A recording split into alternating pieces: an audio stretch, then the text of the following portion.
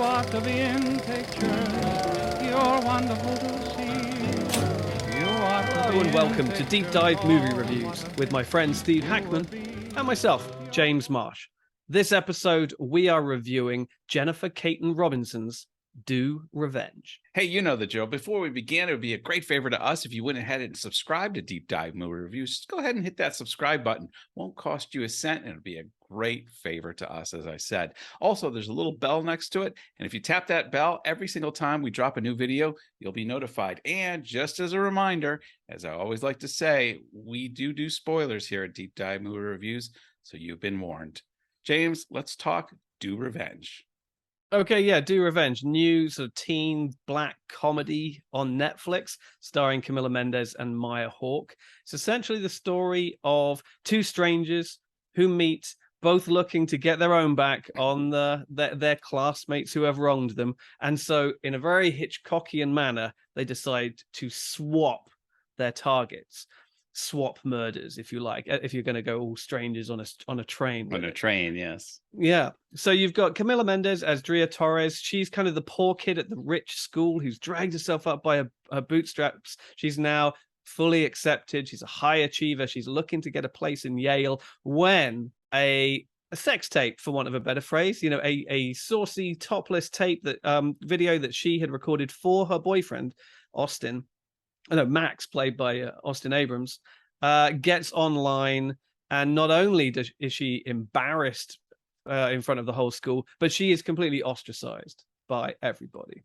During summer break, she crosses paths with another girl called Eleanor, played by Maya Hawke, who is a new student for her senior year. She has come from out of town to this sort of very idyllic sort of Miami Beach community where they are at school, and she has she has got some very sort of duplicitous reasons of her own for being there. And they get her talking, and she realizes that a girl at the school is like her arch nemesis, a girl called Carissa, who outed her at day camp many years ago. And so she wants to get her revenge on Carissa, and Drea wants to get her revenge on Max and his entire clique. So, as I mentioned, they decide to sort of swap targets because Eleanor is a complete sort of blank slate. She can be kind of the exciting new girl.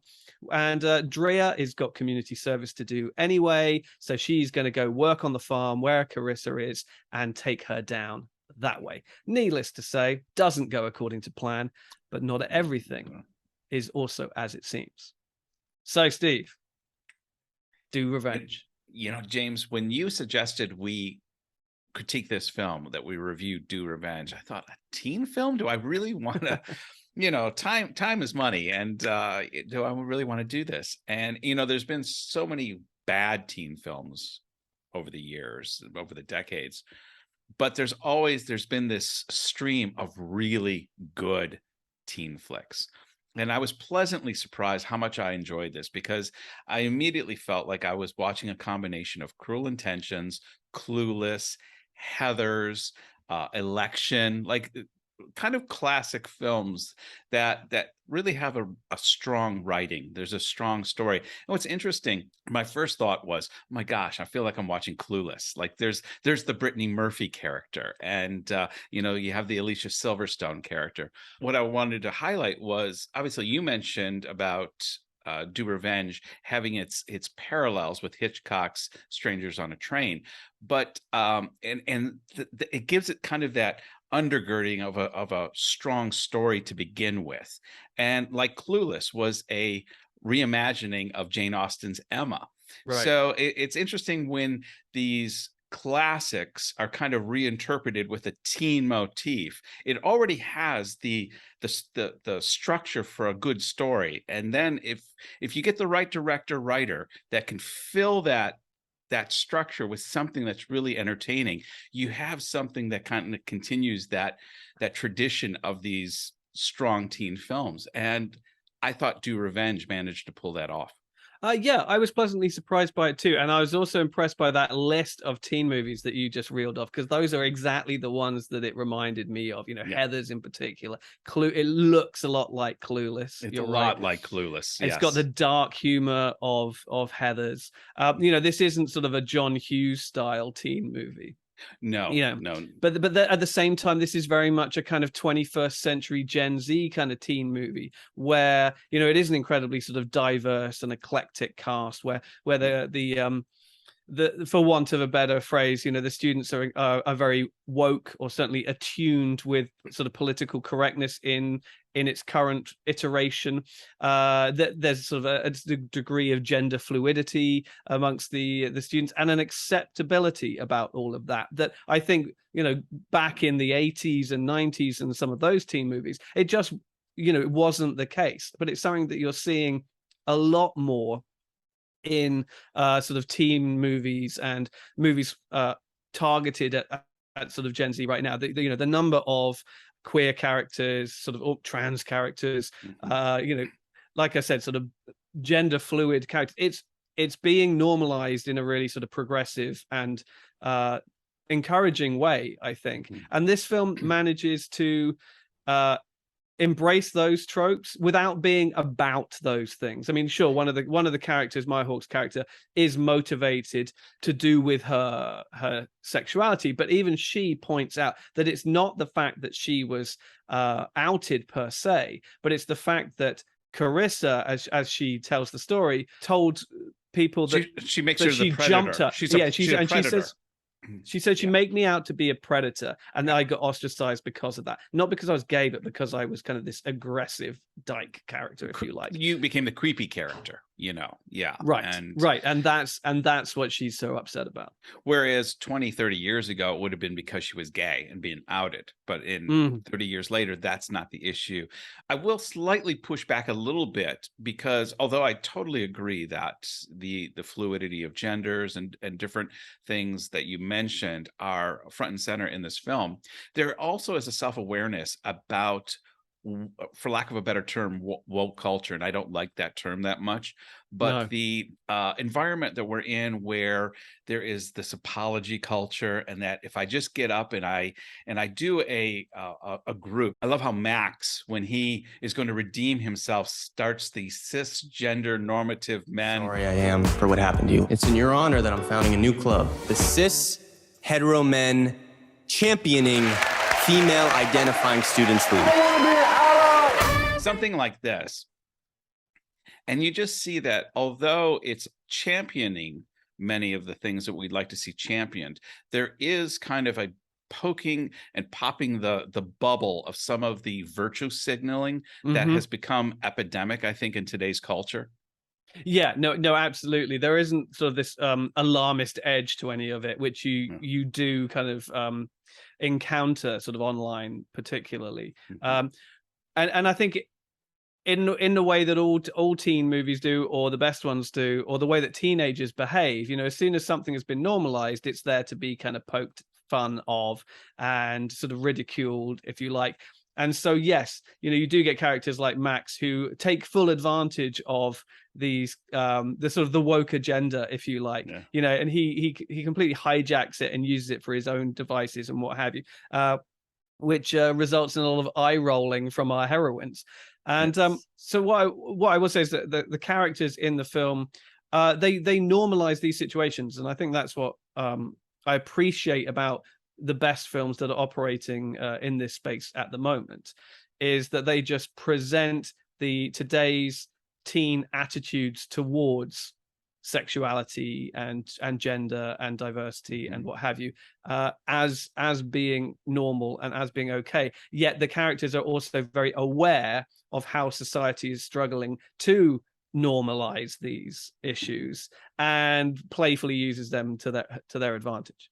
Absolutely. And as I mentioned, this movie knows its place in the chronology of teen films, to the point where it's even self-aware when Camila Mendes's character is introducing Maya Hawke's character to the new school, she's the new kid on it at the school. She goes, now I'm going to give you obligatory school tour you'll find in any 90s teen film or something like that. She says, she self-referenced the fact that I'm going to do isn't that actually Max's sister who takes her on the tour? Oh, you're right. Yes. Rather than it's Max's sister that does that. Yes. Right. But your point remains exactly the same. Yeah. Right.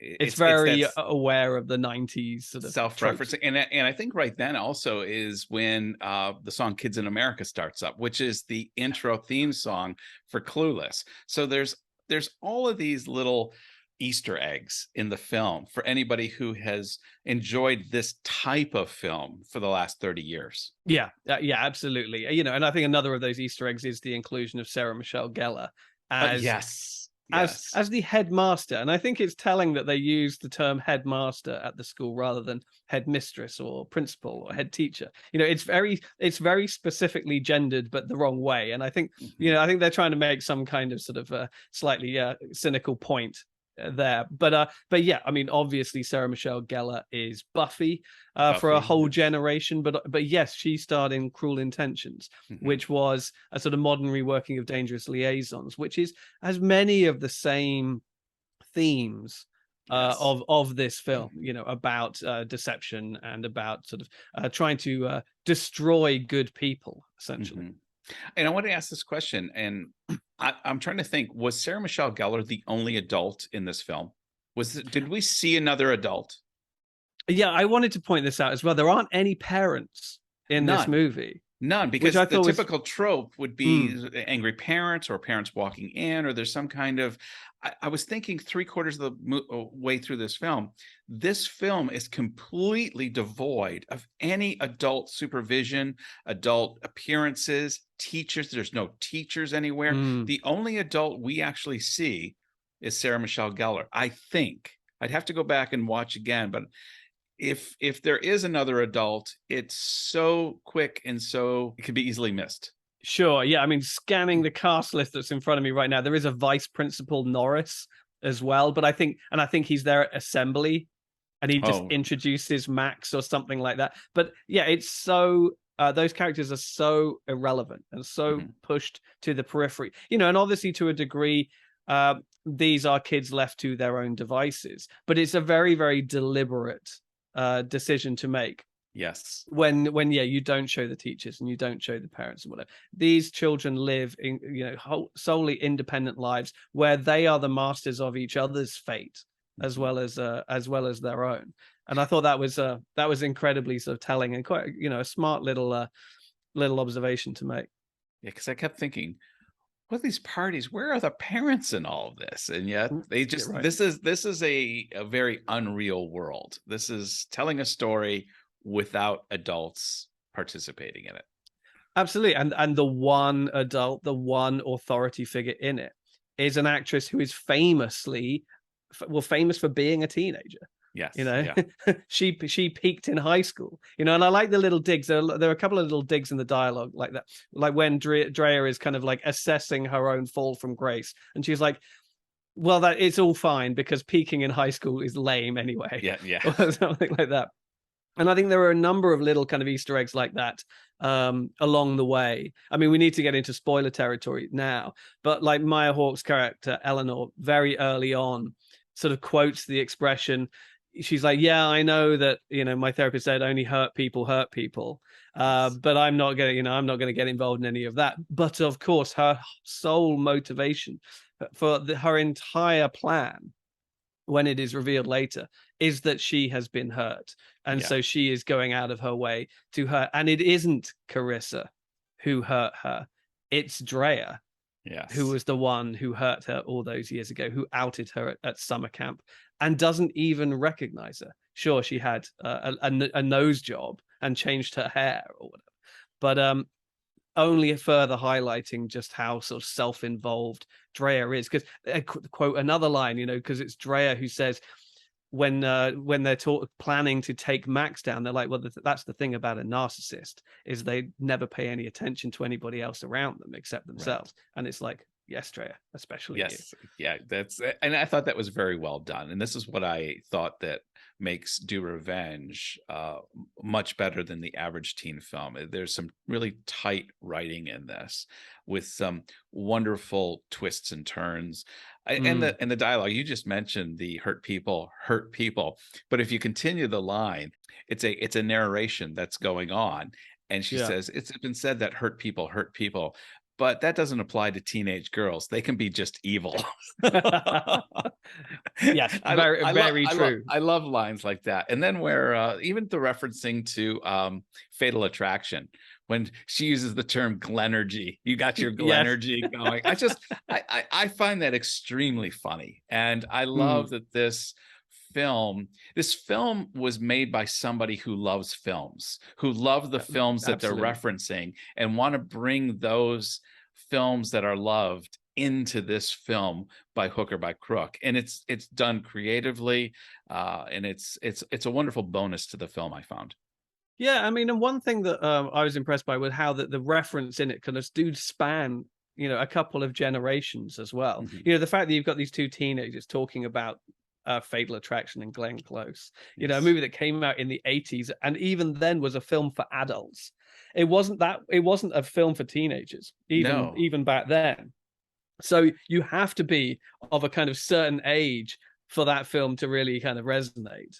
I'm going to one up you on there too, because the point you made is perfect. And I'll go even further back to the 70s, because they reference Schoolhouse Rock in this. Schoolhouse Rock, I don't know if you're familiar with it being from across the pond, but any American in his 50s now knows from the 70s, on Saturday morning, we would get these little mini jingle songs to teach us about the Constitution, or how a verb is made. And they would take a little teaching moment, turn it into a bit of a song, and you can't get them out of your head. I'm 56 years old, and I know I'm just a bill. Yes, that's the one I know. A bill. That's the one I know. Yeah. Or conjunction junction. What's your function? No, please hooking stop. up. Please okay. stop. Yeah, well, stop. But you see what I mean? These songs are like, they're buried in, and to make reference to it, this is from the 70s. And so we're going into deep dive in the self-awareness in this film, which again, I just had to smile at and think, this is a check plus in this film. It's such a literate film, a cine literate film, because obviously the whole conceit is a reworking of Strangers on a Train, a Hitchcock film from, I want to say, the 40s or the 50s, based on a novel, Patricia Highsmith's novel, which is even older than that. And when you've got these characters just throwing out references, that what they're doing is referencing 90s movies. What they're talking about is referencing 80s movies. Yet at the same time, it's being a very 21st century movie in a lot of its sort of characterization. You're like, okay, I'm impressed. But I it's referencing a movie like Fatal Attraction, which is a movie that, as I said, it's from the 80s, but we used to reference that kind of Glenn Close character. We used to make jokes about someone being a bunny boiler, back in the day, which meant, a slightly obsessive girl or woman who won't take no for an answer and just keeps on coming. We would, joke about them being a bunny boiler way back then. And the fact that they're making the same joke, but they're making a very good new, very 21st century style bit of wordplay, with Glenergy, and that you're displaying some real Glenergy. That's a very new type of joke, but playing on something that's about almost 50 years old now. Let me ask you, what did you think? Obviously, Maya Hawke, the daughter of Uma Thurman and Ethan Hawke, and Camila Mendes, the two main leads in this film, I thought they were really good. I enjoyed watching both of these actresses, and a couple times when Maya Hawke would turn, I would see Uma Thurman. I don't know about you, but I was getting some the bride looks a few times.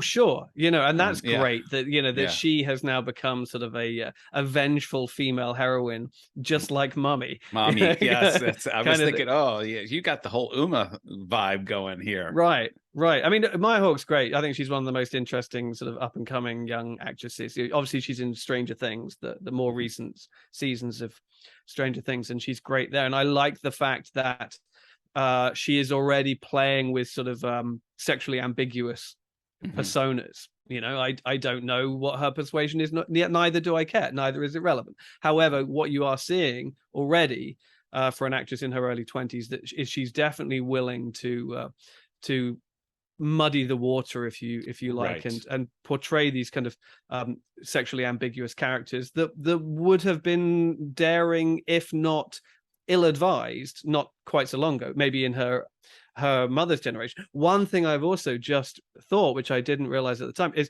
Uma Thurman is in Dangerous Liaisons as well. She is the target of John Malkovich's plan. That's right. Yes, she's the virginal young girl that he wants to sully. Wow. I think that might be like her first movie, actually, back in 88, something like that. So yeah, there are all of these little things. There's a great cameo by from Sophie Turner as well, from Game of Thrones, who plays the British girl Erica, who gets framed for being a drug addict at the tennis club. At the tennis club, yes. And is absolutely bonkers, crazy psycho, and has like 2 scenes and is brilliant in both of them, where we see that Drea has the potential to destroy somebody in an instant, should she so wish.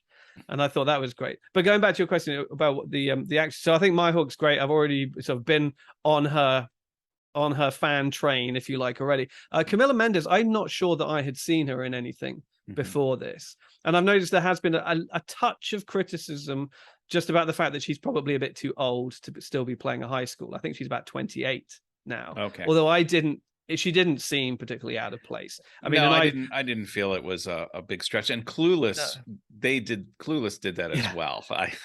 For sure. I mean, you got Stockard Channing in Grease, and she was like in her 40s, I think. Yeah. And Dawson's Creek, it was a whole bunch of like 20-somethings playing teenagers. I think the original Beverly Hills 90210 had one of the characters was in her early 30s when she was So not a big deal, not a big problem.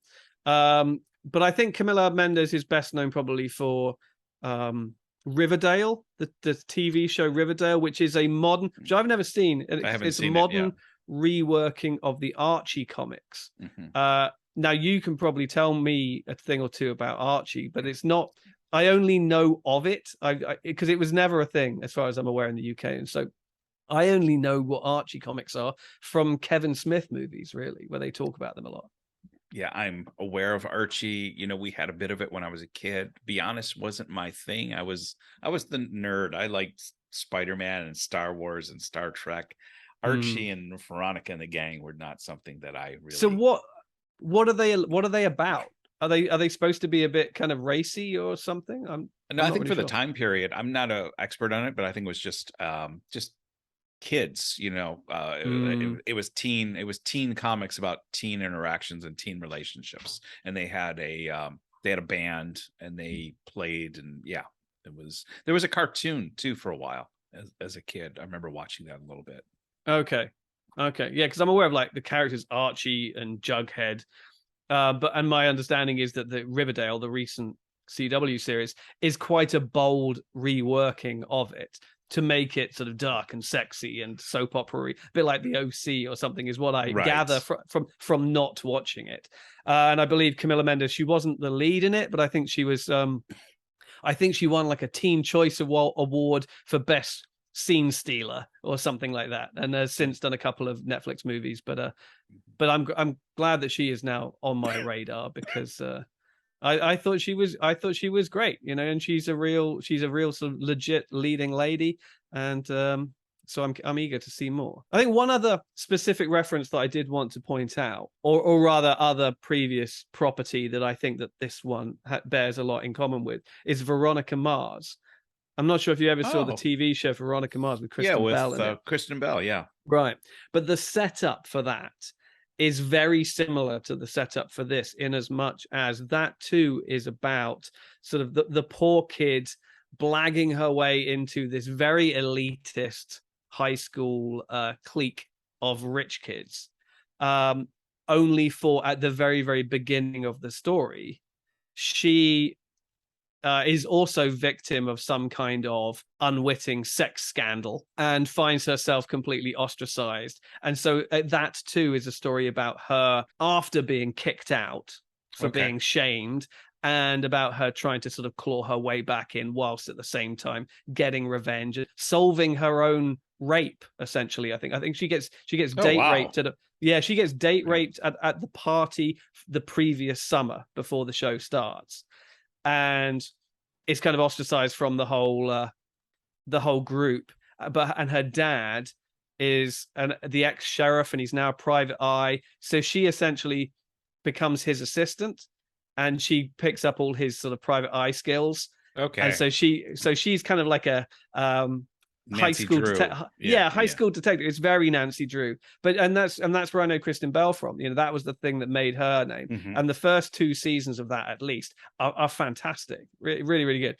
But yeah, so in the opening movements of Do Revenge, I was like, oh, this is very Veronica Mars. Okay, cool. Oh, okay. And that's a good thing. Yeah, good.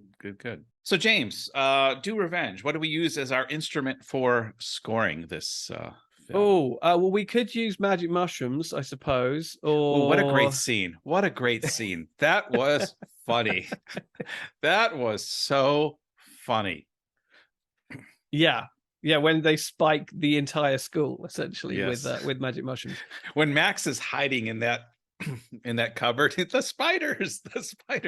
And she's just like, there are spiders all over your phone, because she needs to get his phone off him. Yeah. Okay, I'll go ahead. I think this is a case where, you've talked a few times about how your opinion has been swayed over the course of the conversation. Mm-hmm. And I think mine has as well, because I came in and I was like, yeah, this is really solid. It has a lot of, it owes a debt to a lot of the best teen high school movies from the last couple of decades. And then it has, a modern spin on it. I was positive about it, but not overly so. However, talking to you about it, I've realized that actually I am very positive on it. I did really like it. I think it does work very well in all of the ways that one would want it to. I think the dialogue is really kind of smart and sassy in the way that Heather's was back in the 80s. That was such a shock to people who had grown up watching like the Breakfast Club and 16 Candles, and this comes out a couple of years later and is just like, oh wow, when she says something like, well, no, I can't say it because you'll probably have to beat me. Yes. And I think that this is cut from the same cloth of that, and I did thoroughly enjoy it. I will say it's a little bit long. I don't think it needed to be 2 hours long, but that's Netflix for you. Netflix always gifts its filmmakers carte blanche and final cut, and invariably that ends up with slightly overlong, slightly baggy movies. And we should just give a quick shout out to Jennifer Kaytin Robinson, who is the writer-director of this, who previously was a producer on Hawkeye, the Marvel show Hawkeye. Right. Yep. And she was actually one of the writers on, for good or ill, Thor: Love and Thunder. I'm not sure at what point. I did see that. Yeah. Yeah. Which a film that may not have a screenplay.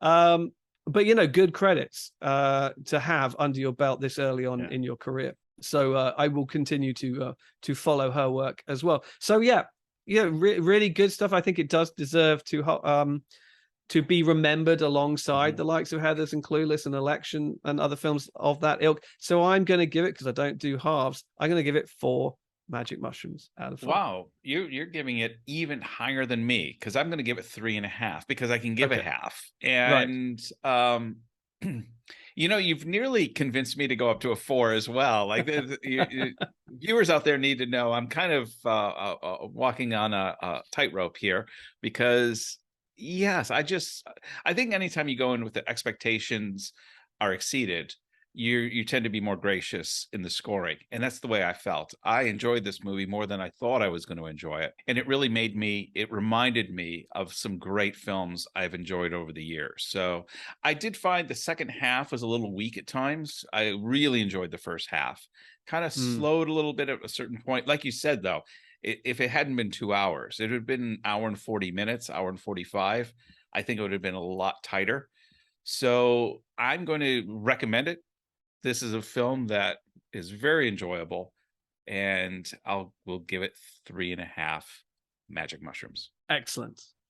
So that comes in as a total of 3.75, which I think is the perfect dose for a movie like this. I thought you had a perfect dose of magic mushrooms for a movie like this.